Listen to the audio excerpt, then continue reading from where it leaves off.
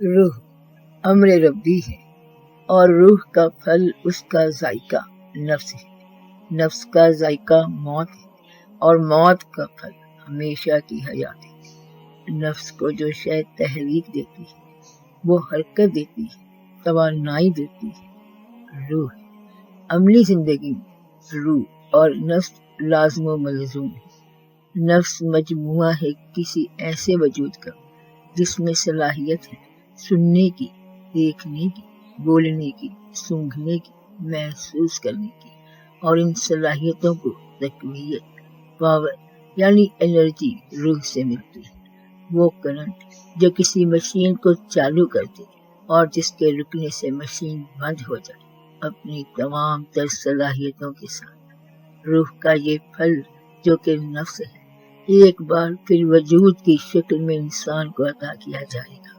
اس کی ابدی زندگی میں جس کا ذکر قرآن کی سورہ بقرہ آیت 25 میں کیا گیا کہ وہ کہیں گے کہ یہ اسی طرح ہے جس کا ذائقہ ہم نے پہلے چکھا تھا، اور یہ اس سے ملتا جلتا ہے جس کا ذائقہ وہ پہلے چکھ چکے ہیں۔ روح کا پھل نفس، کوئی وجود جسمانی شکل میں جس کو دیکھا، سنا، چھوا، سونگا اور بولا جا سکے۔ روح تو اللہ کی طرف سے ایک نورانی اور لطیف شے ہے۔ اسے نہ دیکھ سکتے ہو، نہ چھو سکتے ہو، نہ اس کی آواز سنائی دیتی ہے۔ وہ تو امر ربی ہے، خالص حکم الہی۔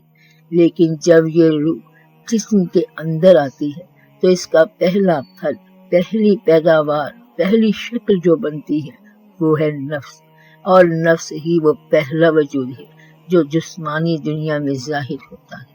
یہی نفس ہے جو آنکھوں سے دیکھتا ہے، کانوں سے سنتا ہے، ہاتھوں سے چھوتا ہے، ناک سے سونگھتا ہے، زبان سے بولتا اور چکھتا ہے۔ یہی نفس ہے جو روتا ہے، ہنستا ہے، پیار کرتا ہے، غصہ کرتا ہے، حسد کرتا ہے، محبت کرتا ہے، گناہ کرتا ہے، توبہ کرتا ہے۔ یہی نفس ہے جو جسم کے ساتھ مل کر میں بن جاتا ہے۔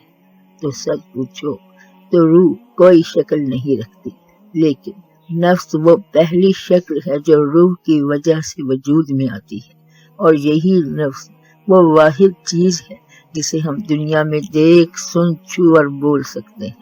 اسی لیے عارف کہتے ہیں نفس کو مارو نہیں، پاک کرو، کیونکہ نفس ہی وہ گھوڑا ہے جس پر سوار ہو کر روح اپنے معشوق اللہ تک پہنچے۔